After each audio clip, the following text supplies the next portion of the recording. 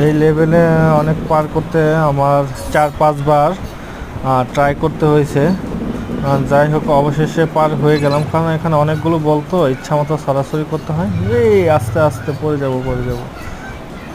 এখানে সিঁড়ি বেয়ে বেয়ে উপরে উঠতে হবে আর কি, ধাক্কে ধাক্কে উপরে উঠতে হবে।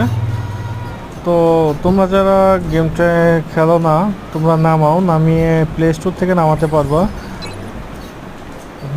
গোয়িং বলস গেমের নাম। তো গেমটা অনেক মানে একটা আনন্দময়, অনেক মজাদার আর কি। খেললে হয়তো বা বোঝা যাবে। এখানে 3টা ধাপ আছে, 3টা ধাপে পার হয়ে যাচ্ছি।